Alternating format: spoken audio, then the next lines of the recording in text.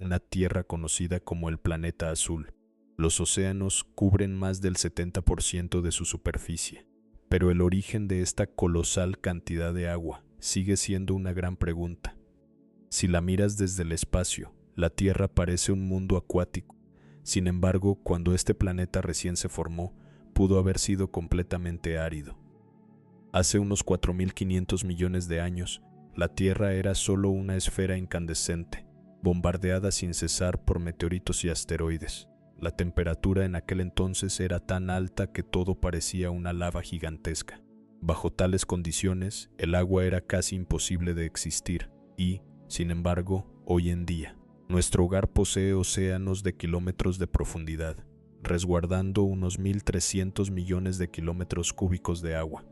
Esto nos lleva a una pregunta fundamental, casi filosófica. ¿Cómo apareció realmente el agua en la Tierra? ¿Acaso el agua ya existía desde el instante en que la Tierra se formó, atrapada en las entrañas de roca fundida de nuestro planeta? ¿O fue traída desde el vacío del espacio por un sinfín de cometas helados que chocaron contra este mundo joven? Otra hipótesis nos susurra que asteroides ricos en agua trajeron consigo nuestros futuros océanos, e incluso hoy, los científicos creen que una parte de esa agua sigue ahí, prisionera en las profundidades de la Tierra. Algunos estudios sugieren que el manto terrestre podría albergar más agua que todos los océanos de la superficie juntos. Si esto es cierto, la Tierra no solo tiene mares bajo el cielo, sino también océanos ocultos en la oscuridad de sus abismos. Pero la verdadera historia del agua tal vez comience mucho antes de que la Tierra naciera, en aquel gigantesco disco de polvo que giraba alrededor de un sol joven. Pequeñas partículas de materia empezaron a agruparse para formar los planetas. Algunos de esos primeros cuerpos celestes contenían hielo, minerales y moléculas de agua primigenia. Al formarse los planetas, estos materiales ricos en agua pudieron haberse convertido en la semilla de nuestros océanos. Pero hay un dilema: la Tierra se formó muy cerca del Sol, en un lugar donde el calor era demasiado intenso para que el hielo sobreviviera mucho tiempo. Entonces, ¿cómo es que un planeta tan ardiente logró adueñarse de un volumen de agua tan inmenso? Hoy, para hallar la respuesta, los científicos tienen que seguir el rastro del agua a través de toda la historia de nuestro sistema solar. Y ese viaje, amigo mío, nos conduce a una idea fascinante. Los océanos de la Tierra podrían ser un regalo de visitantes de hielo venidos del espacio exterior. Cambiará el mundo para siempre. Si el océano realmente vino del espacio, primero tenemos que retroceder a la época en que la Tierra era un mundo al rojo vivo, feroz y casi sin esperanza. Hace unos 4.500 millones de años, la Tierra no tenía nada de azul, era apenas una masa de roca fundida, creciendo en medio de una lluvia interminable de colisiones. Cada impacto titánico liberaba una energía aterradora, suficiente para derretir la joven corteza y convertir la superficie en un mar de lava que ardió durante millones de años. En ese infierno, el agua líquida no podía encontrar reposo. Cualquier molécula frágil que se atreviera a aparecer era fácilmente destrozada o evaporada por el calor implacable. Y no solo ardía. La Tierra primitiva se estremecía sin descanso, por volcanes colosales, gritas abismales y columnas de gas tóxico que escupían hacia un cielo recién nacido. Aquella atmósfera no se parecía en nada a la brisa de hoy. Era una sopa espesa de vapor de agua, dióxido de carbono, metano, sulfuro y polvo, tejiendo una inmensa manta térmica, aun si el vapor de agua flotaba en el aire. Eso no significaba que el océano ya hubiera nacido. Todo dependía de qué tan rápido lograra enfriarse nuestro planeta. Si la Tierra se enfriaba lo suficientemente rápido, el vapor podría condensarse y caer como lluvia, pero si los impactos continuaban, cada tormenta volvería a convertirse en vapor. Esto hace que la historia del agua sea un rompecabezas dificilísimo. El simple hecho de que el agua lograra posarse sobre la superficie fue ya un triunfo milagroso. Un cataclismo aún más violento pudo haberlo cambiado todo. El choque que dio a luz a la Luna, cuando un cuerpo del tamaño de Marte se estrelló contra nosotros. El impacto fue tan brutal que volvió a calentar todo el planeta. Una vez más, poniendo en riesgo de extinción cualquier gota de agua que hubiera existido antes. Por eso, al contemplar el mar de hoy, la ciencia se ve obligada a preguntar: ¿el agua llegó antes o después de esas grandes catástrofes? Este es el punto crucial. Si el agua llegó demasiado pronto, pudo haber sido incinerada. Si llegó demasiado tarde, debió existir una fuente de suministro gigantesca. En otras palabras, la tierra primitiva no le dio la bienvenida al agua. Era como un horno inmenso, donde cada primera gota tuvo que luchar a muerte para sobrevivir. Sin embargo, justo en medio de esa crudeza, los rastros más antiguos nos susurran que este planeta se enfrió más rápido de lo que alguna vez imaginamos. Algunos antiguos cristales de zircón sugieren que el agua líquida pudo haber existido muy temprano, tal vez apenas unos cientos de millones de años después de la formación de la Tierra. De ser cierto, el primer océano pudo haber brotado cuando el planeta era mucho más joven, aunque su superficie fuera todavía un caos de extrema violencia. Pero el zircón es solo una pista, no el punto final de la historia.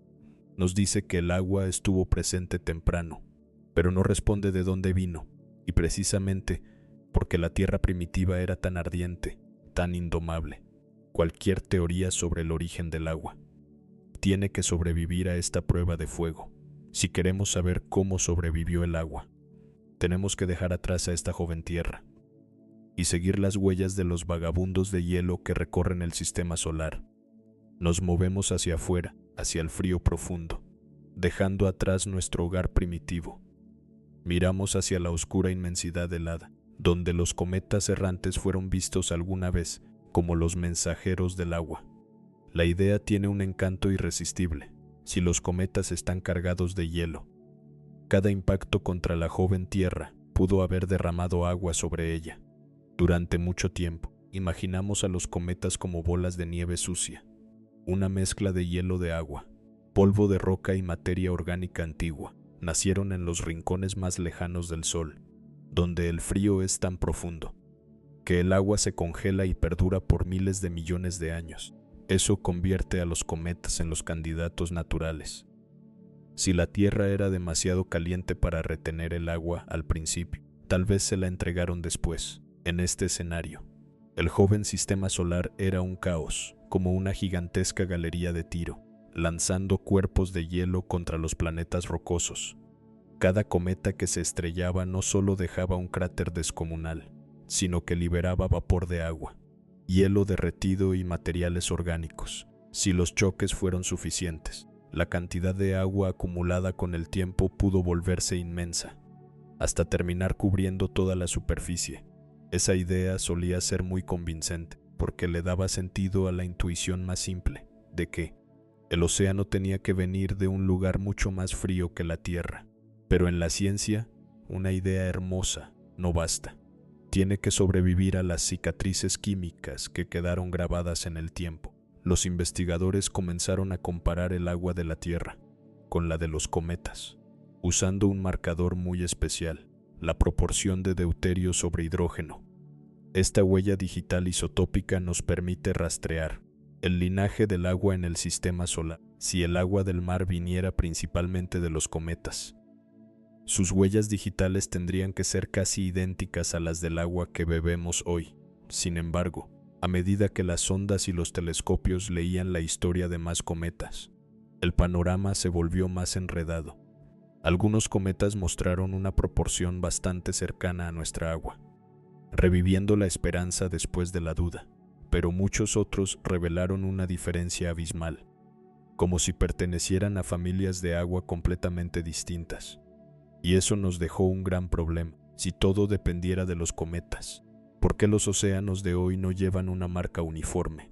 Y hay más. Muchos modelos sugieren que el volumen total de cometas que golpeó la Tierra quizá no fue suficiente para llenar todos nuestros mares. Así que los cometas dejaron de ser la respuesta definitiva. Pudieron haber aportado un poco, pero difícilmente fueron nuestra única fuente.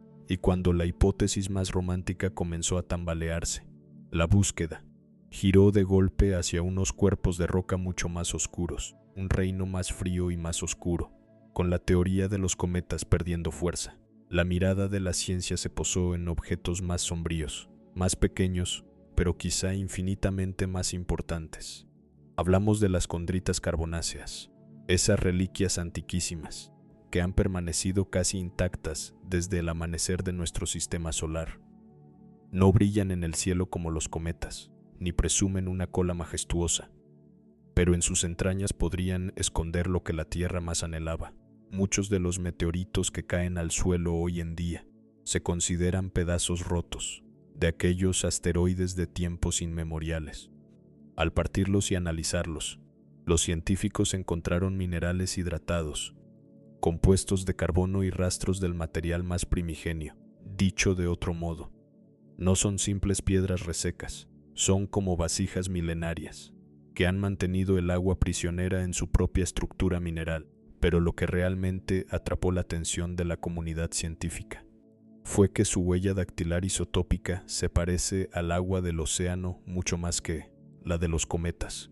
La proporción de deuterio sobre hidrógeno en muchos de estos meteoritos encaja de una manera asombrosa con el agua que baña nuestro planeta. Fue en ese instante cuando la teoría de los asteroides tomó la delantera, no por su belleza, sino por el peso contundente y consistente de los datos. En medio de aquel sistema solar joven y turbulento, un sinfín de asteroides como estos debió haberse precipitado sobre la Tierra a lo largo de decenas de millones de años. Cada impacto no necesitaba traer consigo un bloque de hielo descomunal. Bastaba con tener suficiente material hidratado para que la Tierra fuera acumulándolo gota a gota. Una vez que el planeta comenzó a enfriarse, el agua encerrada en esos minerales pudo liberarse gracias al calor de los choques y a los procesos químicos. De esta forma, el océano no nació de un solo golpe maestro, sino de un silencioso y constante trabajo de albañilería cósmica que duró una eternidad. Este escenario también tiene mucho más sentido si consideramos la cantidad real de materia que azotó a la Tierra durante la fase del bombardeo intenso tardío, y no solo trajeron agua.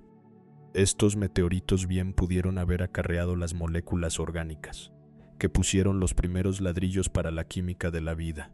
Es así como el relato del agua se entrelaza de pronto con una historia mucho más grande. ¿Fueron estas rocas oscuras las que prepararon el escenario para que estallara la vida? Aún así, los asteroides no son la respuesta perfecta. Nos explican muchas cosas, pero es poco probable que justifiquen cada gota del océano. Una parte del agua pudo llegar viajando en asteroides, y otra parte, del material original, que quedó atrapado en las mismísimas entrañas de la Tierra. Por eso, la visión que tenemos hoy ya no busca a un solo culpable, sino que entiende esto como una suma de muchos caminos por los que viajó el agua. Pero para saber cuánta agua guardó la Tierra por sí misma, desde su nacimiento, tenemos que mirar hacia abajo, hacia el manto que guarda secretos en silencio. Si los asteroides no han terminado de contarnos la historia, la pieza que falta descansa justo bajo nuestros pies. En lo más hondo de la Tierra se conserva, en el más absoluto silencio, la memoria de su propia creación. Según esta teoría, una parte del agua no llegó tarde desde el espacio, sino que se quedó aquí desde el momento mismo en que el planeta se estaba formando. En aquel remolino de polvo alrededor del joven Sol, los primeros granos de mineral pudieron haber llevado consigo hidrógeno y oxígeno prisioneros en sus cristales, cuando todos esos fragmentos se unieron para darle cuerpo a la Tierra. Esa agua primordial no formó de inmediato un océano, sino que se escondió en la roca hirviente. Sé que suena contradictorio, porque la Tierra primitiva era un infierno, pero el agua no solo existe en esa forma líquida y mansa que todos conocemos, bajo condiciones extremas.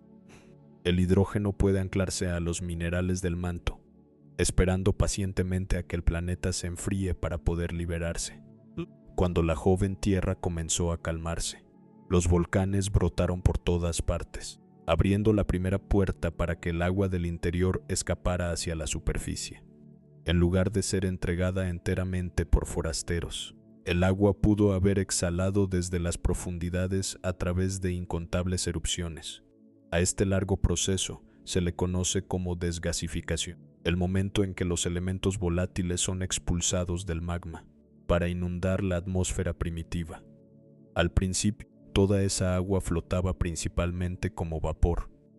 El cielo de la Tierra debió haber sido una densa y perpetua neblina durante muchísimo tiempo, y luego, cuando la superficie por fin se enfrió por debajo de ese límite crítico, el vapor comenzó a condensarse, y las primeras lluvias pudieron haber caído sin parar durante miles de años. En este relato, el océano no cayó del cielo como un obsequio, sino que fue exhalado por el propio aliento de la Tierra. Es una idea poderosa, tú me entiendes, porque nos explica cómo el agua pudo aparecer tan temprano. A pesar de que el planeta sufrió impactos devastadores, aun cuando la superficie se derritió una y otra vez, los materiales más profundos en el manto pudieron haber conservado a salvo una parte de esa agua original. Los modelos modernos nos dicen que la Tierra es mucho mejor guardando agua de lo que jamás pensamos, sobre todo dentro de esos minerales sometidos a presiones aplastantes. Si esto es verdad, nuestro planeta no solo recibió agua de los choques celestes, sino que ya llevaba la semilla del océano sembrada en su esqueleto de roca. Sin embargo, esta teoría tampoco está libre de dudas. Tiene que responder exactamente cómo logró el agua sobrevivir al infierno de la creación. Por eso, los hombres de ciencia buscan respuestas en las rocas más antiguas, en el magma moderno y en minerales que nacen a profundidades inimaginables. Cada pequeña pista apunta hacia la misma posibilidad. El océano de hoy es hijo tanto de la Tierra como del vasto universo, pero si queremos comprobarlo, tenemos que cavar aún más profundo, hasta llegar al lugar donde los minerales del manto podrían estar custodiando mar invisible, minerales portadores de vida. Si el agua de verdad sigue oculta bajo el manto, entonces los océanos que vemos son solo la piel delgada de un sistema acuático muchísimo más profundo. Hubo un tiempo en que esto sonaba a ciencia ficción, que un planeta de roca pudiera estar escondiendo agua a cientos de kilómetros de profundidad, pero los científicos no andan buscando un lago subterráneo gigante, como sino agua aprisionada en minerales bajo una presión infernal. A esas profundidades, el agua no fluye como un río ni como el mar. Está entrelazada en la estructura de los cristales, casi invisible a los ojos, y es esto lo que vuelve la historia tan fascinante. Un mineral que parece seco y duro puede custodiar la esencia del agua por miles de millones de años. Entre los candidatos más serios está la ringudita, un mineral que se forja en lo profundo del manto, bajo presiones que superan cualquier cosa que conozcamos en la superficie. La ringudita no es especial por cómo se ve, sino porque tiene el talento de atrapar hidroxilo en su red cristalina. Es decir, lleva agua de la forma más discreta posible. En el año 2014, un diamante trajo consigo una muestra de ringudita casi hasta la superficie, revelando una prueba estremecedora sobre esta teoría de las aguas profundas. Dentro de esa muestra microscópica, los investigadores hallaron el rastro innegable de un mineral hidratado, como el eco de un abismo, que nadie ha tocado jamás. Ese hallazgo no demuestra que haya mares subterráneos navegables, pero nos dice que la zona de transición del manto podría almacenar una cantidad de agua descomunal. Esta zona de transición descansa a unos 410 o 660 kilómetros bajo nuestros pies, completamente inalcanzable para cualquier taladro humano. Si los minerales de allá abajo retienen agua al mismo tiempo, el volumen total acumulado podría equivaler a varias veces todos los océanos que cubren nuestro mundo.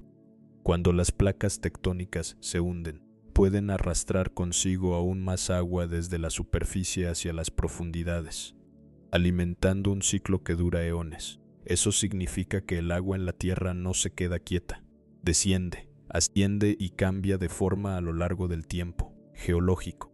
Así que el océano no es solo un manto líquido que abriga al planeta, sino el engranaje de una maquinaria geológica que trabaja en silencio. Mientras más comprendemos el manto, más nos damos cuenta de que el origen del agua no fue un suceso aislado, sino un relato vivo que llega hasta nuestros días. Con todo, las pruebas siguen siendo indirectas. No podemos tocar esa zona de transición con las manos, solo podemos leerla a través de ondas sísmicas y minerales raros. Por eso, el océano profundo en el manto sigue siendo una teoría fuerte, pero no es la palabra definitiva para el misterio del agua en la Tierra. Tal vez los mares de la superficie, los asteroides antiguos y el manto profundo tocan juntos esta sinfonía del agua que ha sonado durante toda la historia del planeta. Y a medida que todas las pistas empiezan a unirse, emerge la última pregunta. ¿Qué nos dice el origen del agua sobre la vida y sobre lo rara que es nuestra Tierra? Nos elevamos para ser testigos. Después de todas las teorías, la respuesta más lúcida no apunta a una sola fuente, sino a un largo peregrinaje, donde muchos caminos desembocaron en el mar. El agua en la Tierra, muy probablemente, no nació de un milagro solitario. Es el fruto de un sinfín de procesos que se tejieron durante miles de millones de años. Una parte del agua debió viajar con la materia original, cuando la Tierra tomaba forma, encerrada en los minerales mucho antes de que existieran las olas. Otra parte pudo haberse liberado desde las propias entrañas del mundo, cuando los volcanes y el magma exhalaron su vapor hacia aquella primera atmósfera. Y, sumado a esto, los asteroides cargados de agua pudieron haber bombardeado sin tregua, trayendo consigo minerales hidratados y compuestos orgánicos desde el espacio exterior. Quizá los cometas no sean los protagonistas del cuento, pero seguro que aportaron su granito de arena al inmenso mural de la creación del agua, lo que significa que el océano de hoy no viene de un solo rincón, sino que fue ensamblado con pedazos del cielo alto, de la roca profunda y de una historia llena de caos. Esa respuesta no hace que el misterio sea más pequeño. Al contrario, convierte al agua en una cadena de casualidades tan frágiles, tan extraordinariamente raras, que cuesta trabajo creerlas. Si la Tierra hubiera sido apenas un poco peor reteniendo agua, si los impactos hubieran sido distintos, o si se hubiera enfriado un poco más lento, todo sería diferente. En ese caso no habría lluvia, no habría mares, no habría química prebiótica y probablemente no habría ninguna criatura que alguna vez levantara la mirada hacia las estrellas. Por lo tanto, rastrear el origen del agua no es solo un asunto de geología o de astronomía, es rastrear el origen de nuestra propia posibilidad de existir. Cada gota de agua que recorre nuestro cuerpo puede cargar consigo una historia más antigua que las montañas, más vieja que el océano mismo. Quizá una parte flotó en aquel disco de polvo alrededor del Sol Niño. Quizá otra parte durmió en la oscuridad del manto durante miles de millones de años, y luego, tras un sinfín de transformaciones, se encontraron en la superficie de este planeta para convertirse en ríos, en nubes, en lluvia, en sangre y en memoria. Por eso, la Tierra Azul no es hermosa solo porque tenga agua, es hermosa porque tuvo que cruzar incontables umbrales de muerte para poder conservarla. Y esto nos abre la puerta a una pregunta mucho más grande para el cosmos. ¿Cuántos otros mundos recibieron el regalo del agua, pero no lograron retenerla el tiempo suficiente? Si el agua exige tantas condiciones perfectas al mismo tiempo, entonces la vida compleja podría ser mucho más rara de lo que tanto habíamos anhelado. Pero, justamente por eso, cada océano que descubramos allá afuera será una señal poderosa de que la historia de la Tierra no está para nada sola en la oscuridad.